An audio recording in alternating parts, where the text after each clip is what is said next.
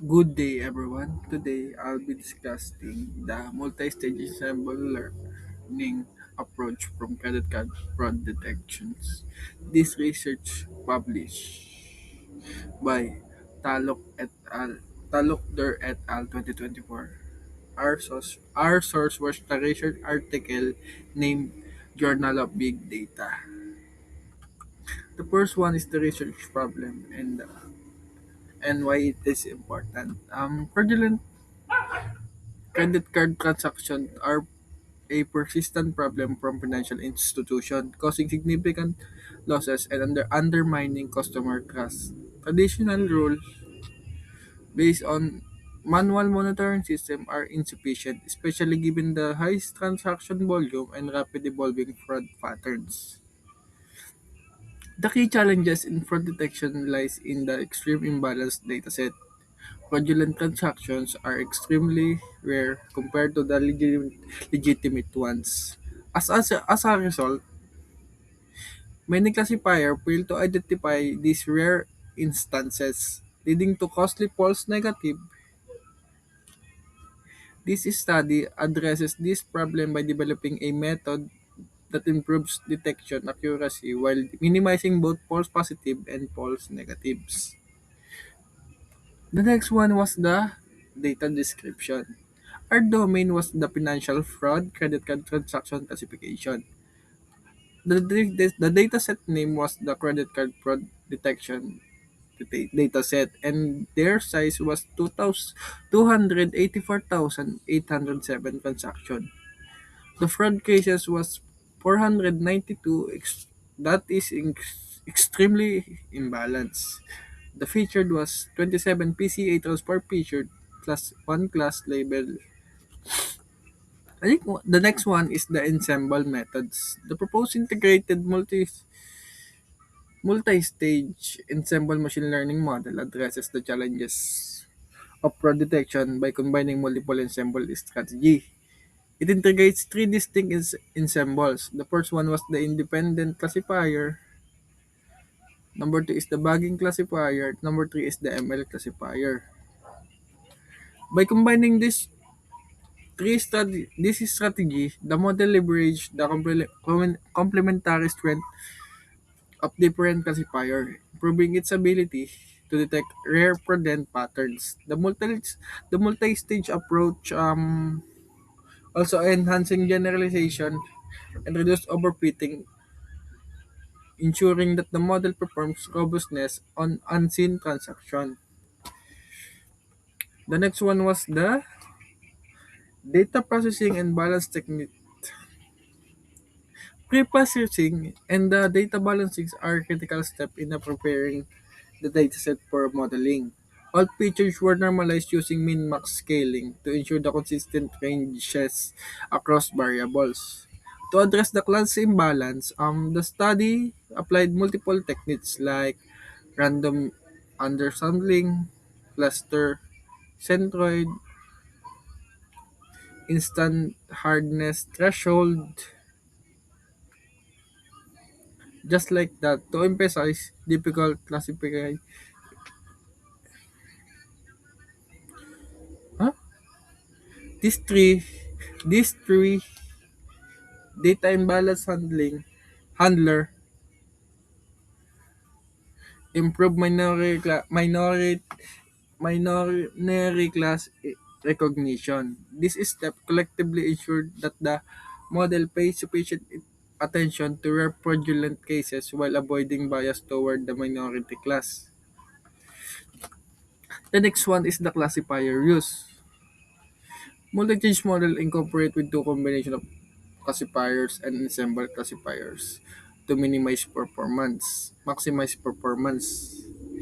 Base classifier include decision tree, support vector, k-nearest, multi-layer,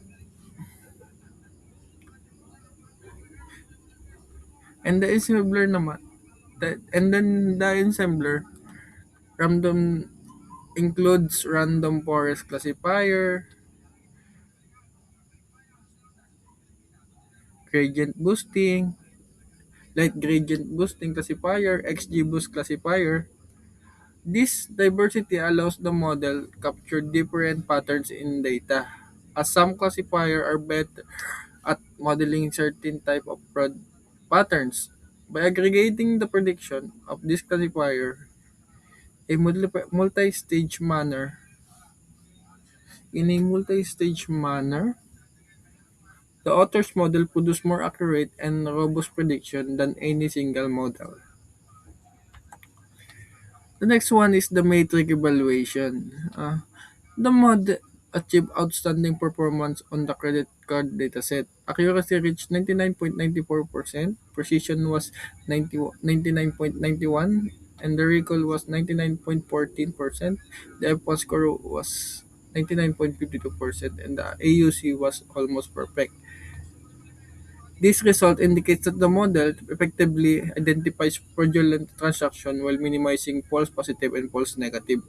Compared to baseline classifier or independent classifier, the author's model demonstrates superior performance across all metrics, confirming that the stage ensemble and advanced data balancing techniques significantly enhance fraud detection capabilities. The next one was the comparison analysis of our model with existing. The prior study often rely on single classifier on and sampler ensemble, which struggle with extreme class imbalance and evolving fraud patterns. The multi-stage model addresses the limitation by integrating multiple ensemble strategies and applying advanced data balancing tools. This approach ensured better generalization and robustness compared to traditional methods. The study demonstrates that the multi-stage model not only achieve higher accuracy and recall but also provides a framework adaptable to real-world high-volume transaction environment.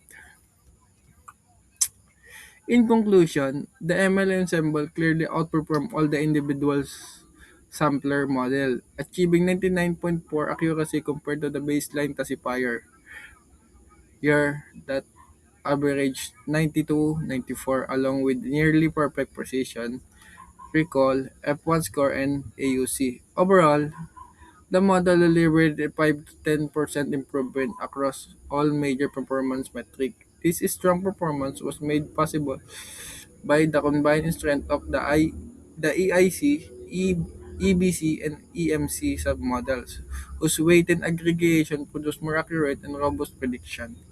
In addition, the symbol significantly reduced both false negative and false positive, greatly enhancing the model reliability in detecting rare fraud cases.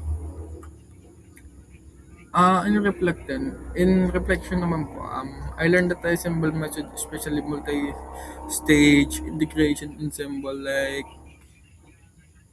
multi-stage ensemble machine learning model can significantly improve detection of pair events by combining the strength of multiple classifier and reducing both bias and variance. Sabay sa data processing and balancing are equally important as they ensure the model focus on minority class without overfitting. I would definitely recommend ensembles for for similar research problems such as fraud detection, rare disease diagnosis, or anomaly detection because they provide robust, accurate, generalizable prediction while the ensemble are more computationally intense than single model. Their superior performance and ability to reduce critical errors like false negative make them highly valuable for for high stake application. That's all po. Thank you.